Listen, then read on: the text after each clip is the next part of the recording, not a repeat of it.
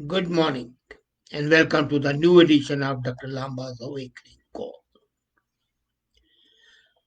Democratic setup has very clearly demarcated three branches, the three branches of governance, the legislature, the executive, and the judiciary. And they are at par. None of the branches is superior to the other. The legislative makes laws, executive implements them, and judiciary ensures that the laws which are made by the legislative part, the parliament, are properly implemented.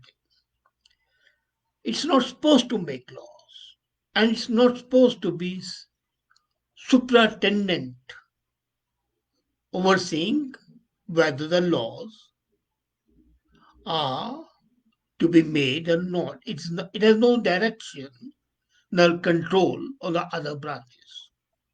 As a matter of fact, it's the parliament, the lawmaker, which is supreme, and the judiciary must be subservient to it. Not exactly subservient, but I would say parliament is first among equals, primus inter pares. But what we have been seeing now is a creeping tendency in the judiciary to take on to itself those rights which are not given to it, which are not supposed to be given to it. It is assuming the role of parliament in making laws based on precedents on the desires of the judges. And then it interferes in the executive. I'm amazed that these juries, and they're not exclusive to one country, they can be seen all over, barring some countries like Canada, where judiciary is strictly not intruding in the affairs of parliament or executive. We have seen in USA and we are seeing it in India how judiciary is running amok. They think that they are the God's representative in the earth. They are the popes who can do no wrong. And it's their right to pull up executive and tell the parliament what to do and what not to do. It's not done. It's not acceptable. It's the job of the executive to run the government. Of course, if it's taking some action which is illegal, which is unconstitutional, which is ultra virus, then it should take action. But imagine, say, there are two recent actions, one of the Supreme Court and the other of the lower level of judiciary at the magistracy level, which apparently has been taken and accepted by the people, but I definitely think that these two actions are the wind straw in the wind. They show the growing despotic dictatorial powers of the judiciary, and those powers must be clipped. Judiciary must be told to hold its place. In one, the Supreme Court appointed a former judge, Madan K. Lakku, to oversee stubble burning in Punjab and Haryana. Now imagine it's a purely executive action and their pollution control boards. As a matter of fact, Punjab has set up special task force to see that the stubble is not burned, and if it's burned, if it's destroyed, it should be done in a proper manner. But no, Supreme Court must reward one of its former members and who was breaking all the traditions of judiciary of being impartial. He held a press conference, which by itself should have called for impeachment. But anyway, the appointment of the Justice Laku shows clear intrusion on the part of Supreme Court in the area which is purely executive. Tell me, how is Supreme Court authorized to oversee or to exercise their superintendency rights on the burning of stubble? The only purpose is to reward one of its own former members, thereby setting up a precedent that other retiring members should also be compensated. And this very judge, just a couple of days back, had written an article criticizing the government. So, anti-government person being asked to take up the superintendence, not of one state but of two states, and that too violating the protocol. They could have recommended to the Prime Minister or to the Agriculture Minister or to the Environment Minister that there must be an agency, but then what for the pollution board is there if you have to appoint a judge to oversee the work? And he's not an environmentalist. How can he oversee the work? What credential does he have to oversee the work? Then there have been two cases registered against Kangana Ranaut, one in Mumbai, the other in Karnataka. Now, I'm no spokesperson for Kangana, but these cases have been registered on absolutely stupid basis. In Maharashtra, in Mumbai, the case has been registered because she tweeted on CAA, and the tweet was basically that those people who were sponsoring anti-CAA agitation are the people sponsoring the protest of the farmers. Now, how is it a violation of any? But as a matter of fact, the registration of this case is essentially violation of our right of expression. She has expressed an opinion that some people are responsible for these protests. She has not blamed the people, but according to the judge, this can provoke breach of peace. And I'm amazed. The police didn't register the case on its own. It was the direction of the judge to register the case.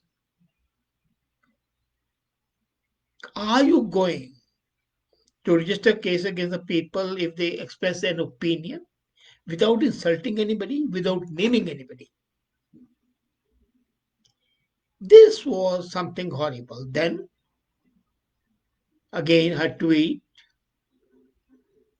has been used by a magistrate in Mumbai to register a case against her.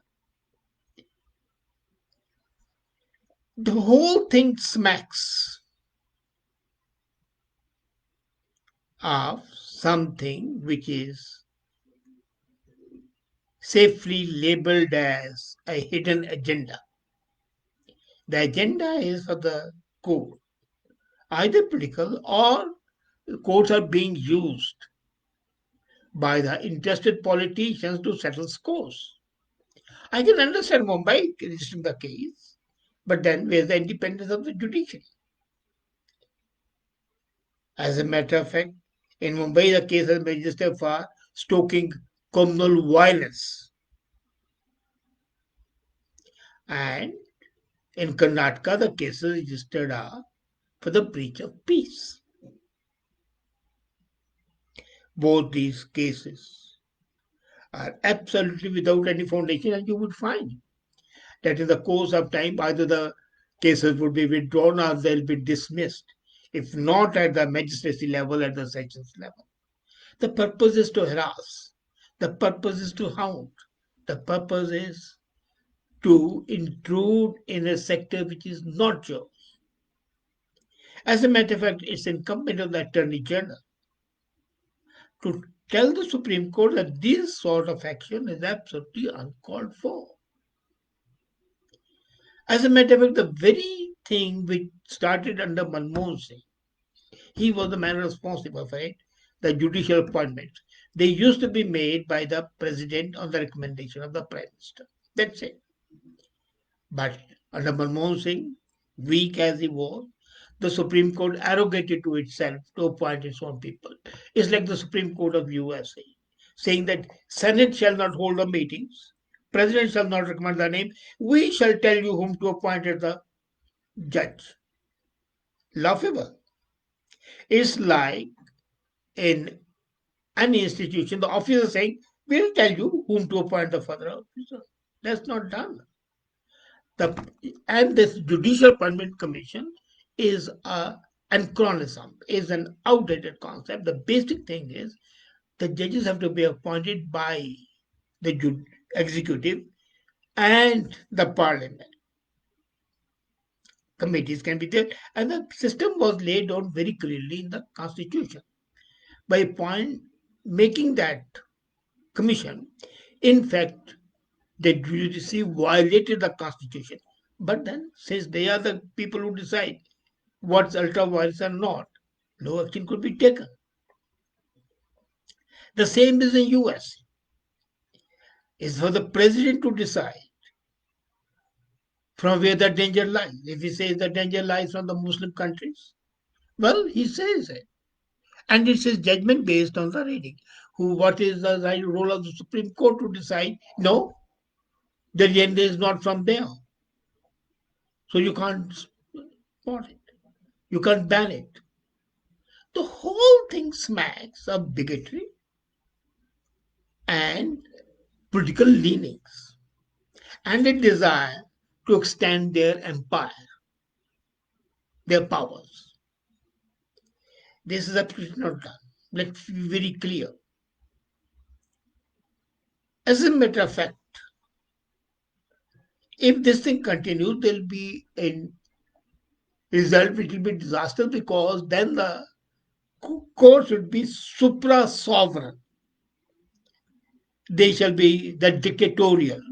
They shall be the people who are responsible, not responsible, but able to take decisions which may not be in the public interest because they are not privy to the conditions. Tomorrow, the Supreme Court can say no, the border should not be protected because not a blade of grass grows there. Why send the army there? We are violating the human rights of the army by sending the army to the border. There's no need to fight. Let the Chinese take the. I can understand they're taking up when the Article 370 was abolished, whether it's legal or not. Fine, the legality part. But then they're telling that restore 5G or the internet should be only 3G and 2G. That's not theirs. They are not supposed to know or have the intelligence to take a decision. That's for the executive to decide. Yes, if the people's liberty are being crushed, let them take a decision and guide the government properly. As it is happening, the courts are not letting the executives work. With the result that governance is functioning. The state of governance is a well-oiled machine, and all the cogs should function properly in their own manner. But the courts, especially in India and in USA, are assuming those roles which are not supposed to be theirs. And if this trend continues, then the executive can very well turn up and even a worm turn. And I'm amazed that Modi till now has been keeping quiet. He's a very strong man, but he has been keeping quiet. Possibly he's giving a long rope to the judges so that they can hang themselves. Otherwise, what Andrew Jackson did was excellent. That should be an example. Supreme Court made a judgment against the actions of Andrew Jackson, and what he said was, well, Supreme Court has delivered a judgment. Now let it implement it. Do not forget, implementation is in the hands of the executive. Say they imprison somebody and the president immediately says, I have mercy and I release. So where is the Supreme Court's power? So what is needed is basically a coordination, not a conflict. And these actions of the Supreme Court are biased, as they're biased in USA. It was a liberal dominated Supreme Court. So abortion is an individual right. Now imagine, you say abortion is your right. Agree. It's a right of an individual to have an abortion. But when the child grows up, then they say it's the right of the government, it's the responsibility of the government to maintain it. Why not the parents who did not abort the child? Why should the government be held liable for the stupidity of somebody who cannot bring forth a child? So the whole thing has to be taken up in the manner it was meant to be. The governance requires these three branches of the government to function in their own way and adhere to the principles of the separation of powers. The oversight would always be there. Nobody denies it. But that doesn't mean intrusiveness, encroachment. Basically, what we require is to ensure that the good governance should not make people unhappy. The people should not suffer. Governance should not suffer. And the way the things are, it is suffering. Would the Supreme Court realize its responsibility and not only act sensibly itself, but also ask the lower level of the judiciary to behave? Otherwise, the executive would be within own rights to tell the Supreme Court, okay, pack up. We don't need you in these areas.